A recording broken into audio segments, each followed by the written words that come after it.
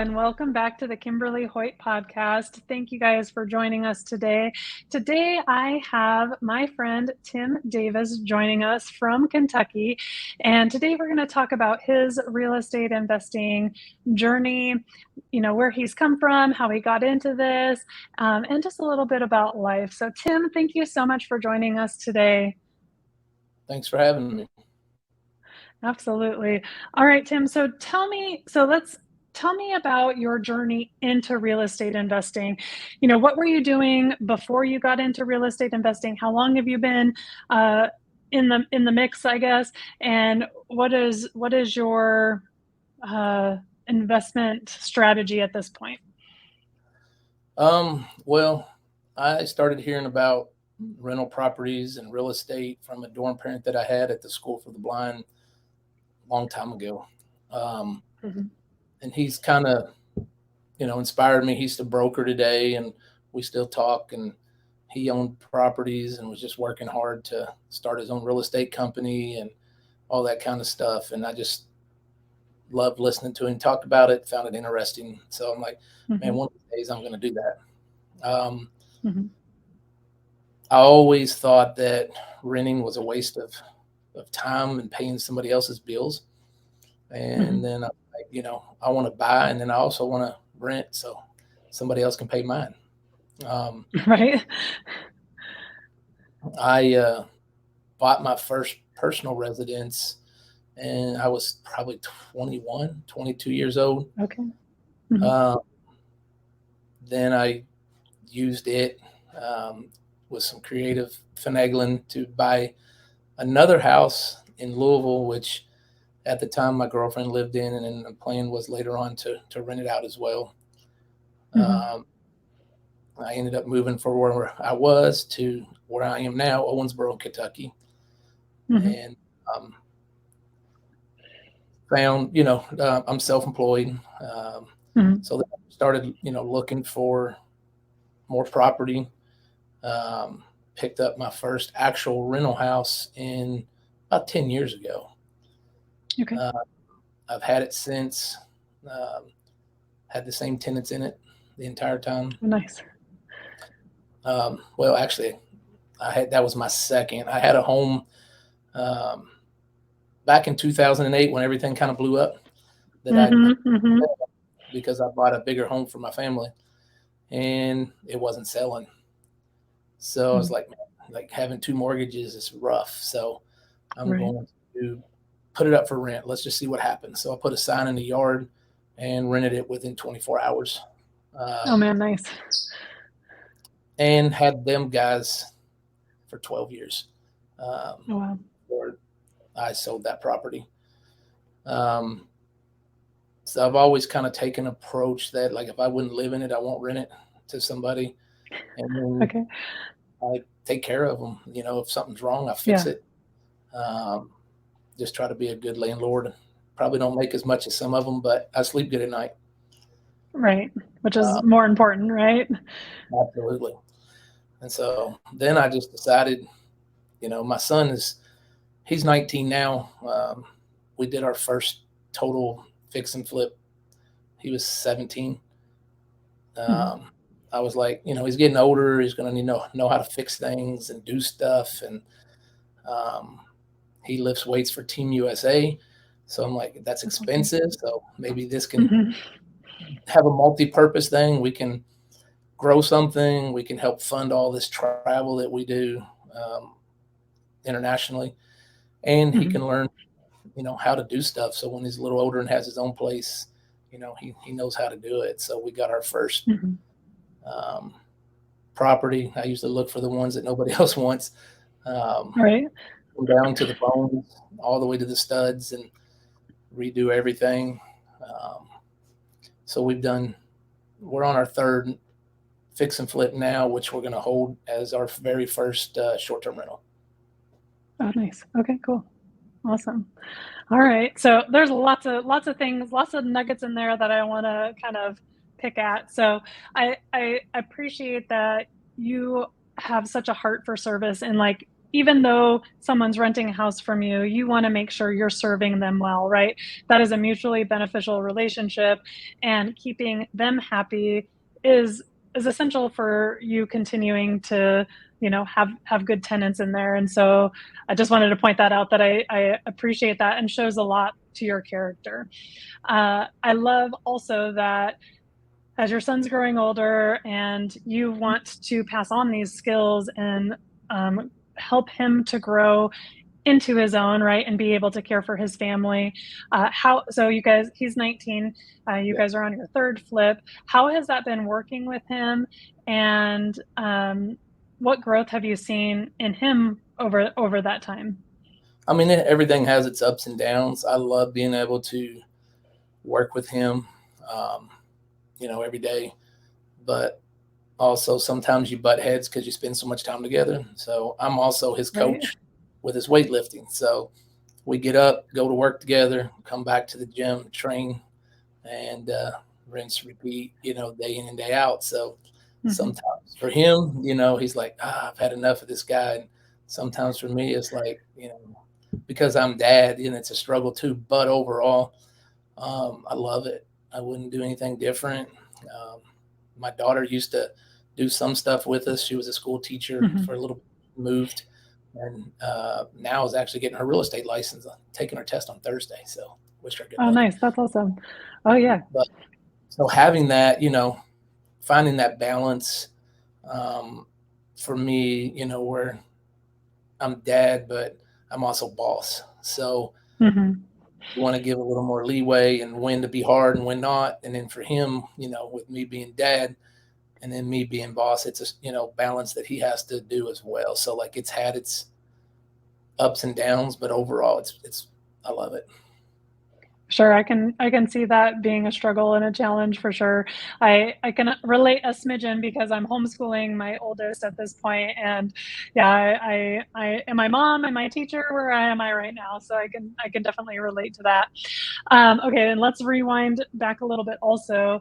Um, so you mentioned your professor at the School for the Blind. So obviously we have a visual impairment, and tell me about that. Tell me about your journey with your vision loss, and kind of how you are able to do fix and flips with that impairment. They found my eye condition when I was around 3. It's called retinitis pigmentosa. I've never been able to see good enough to legally drive. Um, Okay. um, but I didn't lose most of it until I was 18. I started at the School for the Blind in the 3rd grade, I believe it was, Okay. in Louisville, Kentucky. And, they teach you Braille and do all that Mhm. fun stuff, how to use a cane and stuff you don't want to do at the time because you don't want to admit like you're ever going to Sure. need it. Um, Sure. Yeah. and so, I mean, honestly, I always did everything, tried to that everybody else, when I could see better, I'd Mhm. throw a football or I did track and field, wrestled in high school, swam for 1 season, didn't care for it, but I just never seen it, I mean, I don't see well, but I was kind of blessed to see as long as I did because I know like Right. colors and what things look like. And so when I go somewhere for the first time, I can basically memorize because I can picture the layout once I walk through somewhere or um, Okay.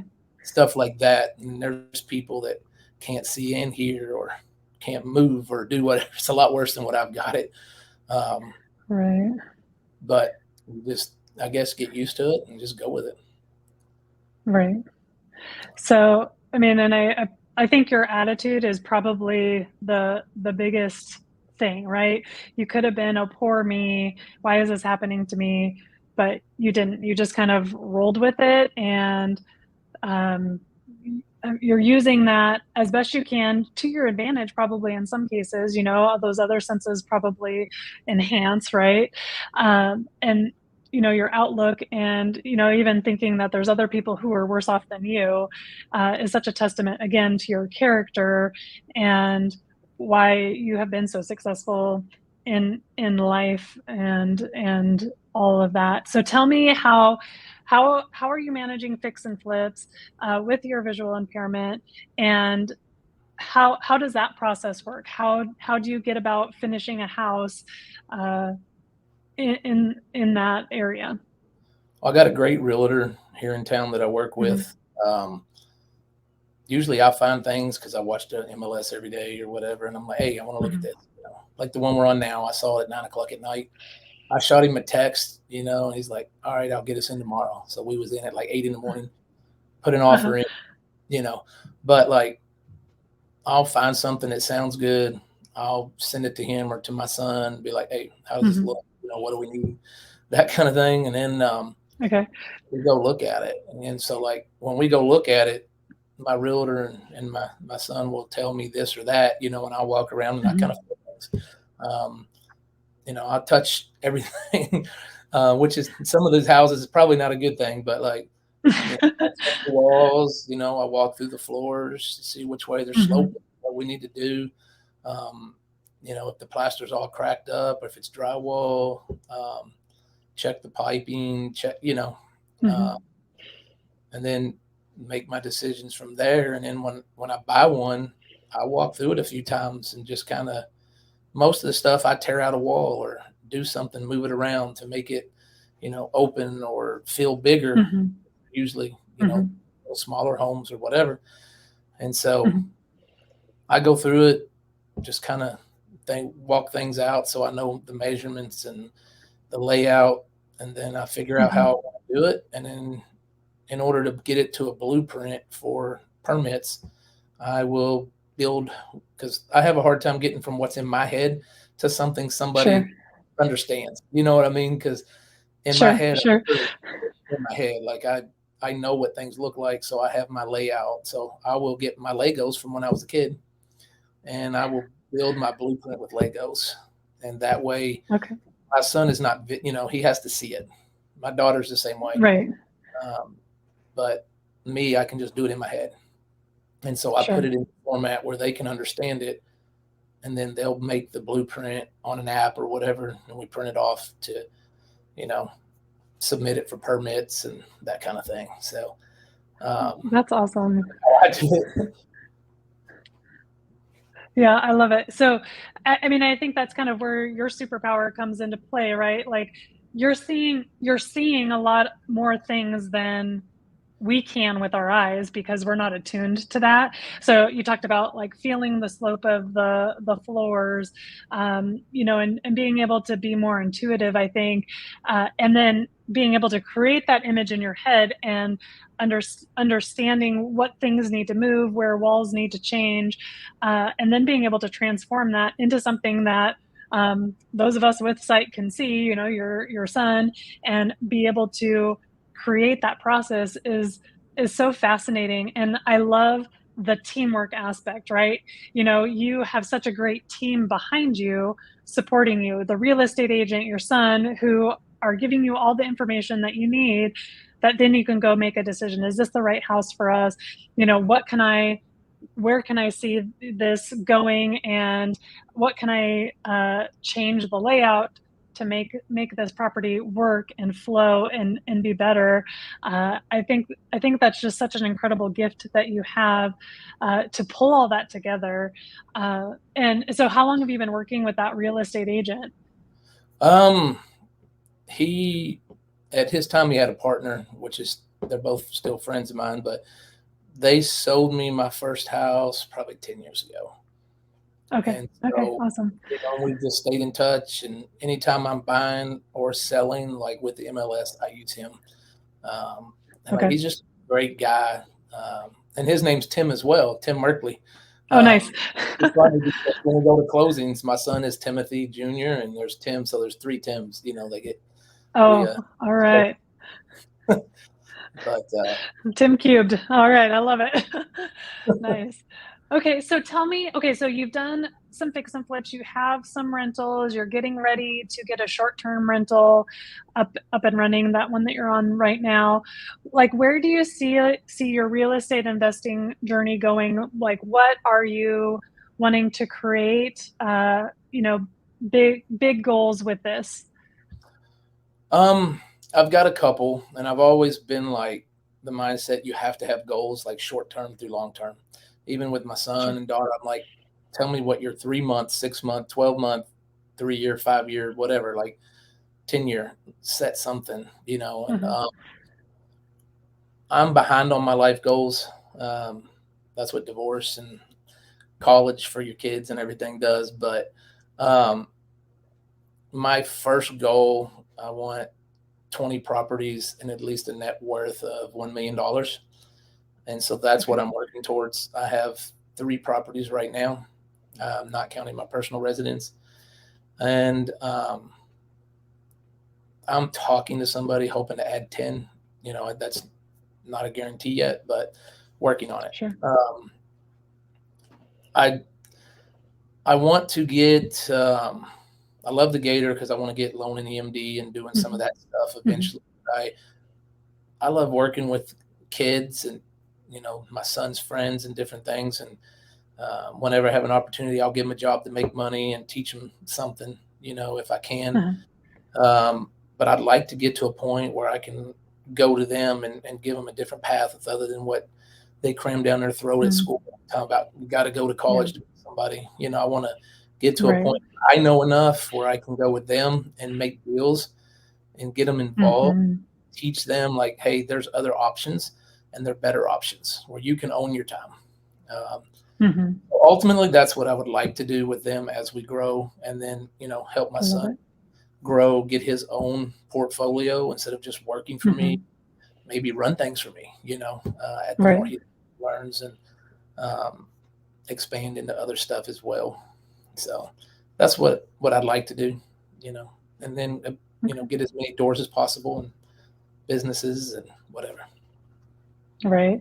Yeah, and I appreciate that, uh, having set those goals and knowing that it's gonna take time to get there and just being persistent in your pursuit is what's gonna get you there.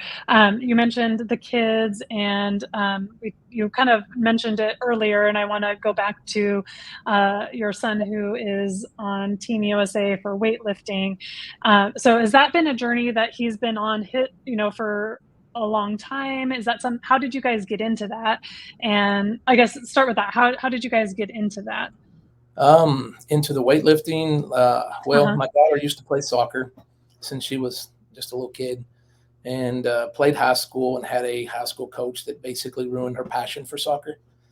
Mm. And so she wanted to do something different, but still active. Because I've always had a policy. I don't care what you pick, you have to do something, whether it's Mhm.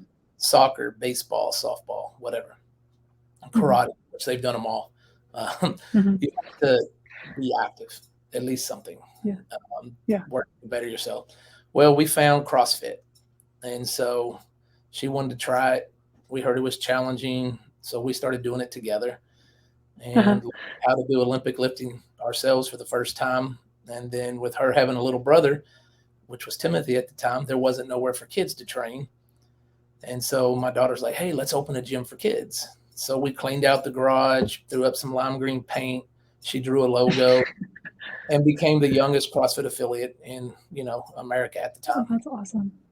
At 18 years old, she got her, CrossFit level 1 and opened an affiliate, and all That's the kids awesome. moving a barbell, lifting weights. Um, So I started looking into Olympic weightlifting and how it works and what you have to do. And we signed up my son and another kid when he was 13 for his first state meet. And 3 months Mhm. later, he won his first national championship. Oh, wow. Man, he's pretty good at this, and he likes it. Well, since then, he's won 4 youth national championships and Wow. some couple junior national championships. And himself has been on 10 teams for Team USA since he was Wow. 15. We've got to travel the world. We've been in, he was fourth in the world as a youth athlete. Wow. Uh, we've been all over Saudi Arabia, Greece, Argentina, Peru, Mexico, and it's just been a thing. We put athletes in 13 international teams so far. So, Wow, that's incredible. a lot of fun. That's awesome. So, and the other theme I'm hearing with you is you're very much that entrepreneurial spirit, and not afraid to start something new, like, oh, there isn't this for my kids and for younger kids. And I think that's something you've probably instilled in your daughter for sure, and probably your son, that, like, we can make the change. We don't have to wait for someone else to do it. We can do it. And so I really love that. What other work have you done? What other entrepreneurial things have you done in addition to the CrossFit gym, the weightlifting, the fix and flips? What else have you done in that space? Um, Not a lot of successful stuff, but I used to be a bigger risk taker than I am now. But still, I mean, I've tried a lot of stuff. I Hmm. bought, I signed up as a distributor for a scooter company, and I bought a truckload of scooters and generators and four wheelers and stuff, put them together in the garage and sold them. I've done the flea market thing, where we buy a bunch of Hmm. stuff, go set up the booth. Hmm. I'm partners in a food service company right now that feeds the National Guard. Um, Awesome. Last year, we bought a gutter cleaning company from Nashville, and so we have everything to go. We just haven't launched that yet. Just trying to Hmm. slow down some other things a little bit so we have the time to focus on it. Like, we got a website, we got what we need. Is just um, being in too many places at one time at the moment. But that's going to be Okay, gotcha. kicking off, hopefully next year. Um, Okay. so that's all we have going on right now. Tim Davis, you wear many, many hats. I love it. I love it. Okay, so we've got this gutter business. You've got the real estate going. Um, such fascinating things that you're doing, and just keeping moving. I think is so important. Like, you're kind of just going with the flow, finding new things, and I love that. With the Gator method. So you got into Gator. Are you in the Subtech community? I can't remember. I'm not just Gator right Okay. now. Just Gator right now, yeah. Same, same. So with Gator, tell me about how you found Gator, and I know you said you're kind of looking into doing that, but why did that resonate with you? What about it made you want to join? Um, well, they make it sound really simple. I Hmm. found Pace Morby from Abraham Gray. Uh, I don't know how I came across him, but I did. A mutual Facebook friend or something, and just started following him. Sent him a friend request. He accepted it. I'm Hmm. seeing him buy and sell deals like every day in businesses, and I'm like, Right, "Daggone, got it going on." Um, right, and he just seemed like cool dude, jeans and flip flops, and I don't wear flip flops, but I can relate to the jeans and t-shirt and just like right. about your thing and not caring. But then I saw him talking about Pace Morby, and I was like, "Who's that?" So I clicked Mhm. on him and started watching him. Then I went down the rabbit hole and watched all of his YouTube videos, probably, if not all of them, at least 95% of them. And Okay. then saw Gator, and I was like, this is kind of cool. Mhm. So I was like, let's sign up. So I did it, binged the videos. I probably watched like 60 hours in a week. Um, Mhm. Whenever I was at a training camp at the Olympic Training Center with my athletes, and every minute of free time, I'm watching Gator videos, just trying to learn. I think this is cool. Um, Awesome. we can do this. I mean, I haven't done a deal yet. I need to stop watching videos and just, get out there more, I guess. Um, and just see what we can do. But I figured it could be a good way um, to make more cash, to be able to work more deals, and to get my son involved again. Like, he saves up a little bit, then maybe he can take and multiply, or we can throw in together, or you know, Mhm. a couple of his friends that might only have $1,000, and they can each put it in and each get a piece of the pie and be like, "Whoa, wait a minute, Right, there's something else." So it's back to like right. working with all of them and showing them different Yeah, ways. So hopefully that's what we end up doing. Um, yeah. then I start seeing deals on the page left and right, and So I get stuck reading all that stuff, thinking, maybe we can do that one, or maybe, Mm-hmm. sub Mm-hmm. two. I don't know if I'm ready to be in Texas, that, but so we're hoping to be able to use it to grow Mm-hmm. capital, to be able to invest in our ultimate stuff is to buy and hold and do Mm-hmm. deals with guys. Yeah. And I mean, I think as Gator evolves, right, like we keep being told like there's other strategies that we're going to learn, and maybe there's something in there that is going to be like your niche. I think about like you're buying businesses already. How can we do that? How can you um, find other businesses that you can start being a part of, and kind of chomp your way into those ones? So that'll be fun to watch as you grow. So in your real estate investing journey right now, what do you feel like you're needing help with to help get those deals or spur those deals on and to grow? Is there anything that could be helpful for you at this point? I think part of it is I'm doing right now. I'm talking to you on this. Hmm. Um, Stepping outside my comfort zone, like starting to talk to more people, um, Hmm. which has been an uncomfortable spot, I guess you could say, in a lot of ways. Hmm. Um, I haven't never been to a meetup. I don't talk to a lot of strangers unless it's somebody that comes to check out, want a kid to do a sport, or it's a contractor I need to do business with. Like that's all I've been doing, and keep to myself, kind of pretty much an introvert. Hmm. And so from watching the stuff and seeing people post and joining Project Forward and different things, I've realized like to move forward, I'm going to have to get uncomfortable with being uncomfortable. Get Right. comfortable with being uncomfortable. Yeah, uh, exactly. and so here I am. Yeah.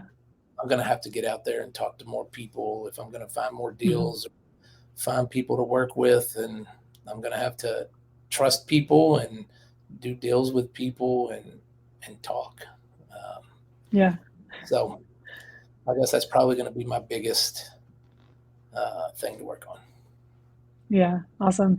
Well, and I mean, I think we're all in that same boat in some levels of just getting out of that comfort zone and just being okay with it. Maybe you're not comfortable in it, but you just got to be okay with it, and talking to people, not necessarily for any other reason other than to get to know them and know what they're interested in, and what they may be looking for, so that down the line you can connect the dots and help them, or connect them with someone that they need, and what a mutually beneficial relationship that will be. And just seeing it from that perspective versus just trying to get a deal, right? Like when you're connecting with others on a relationship level, that makes it feel maybe a little less intimidating. For me it does anyway.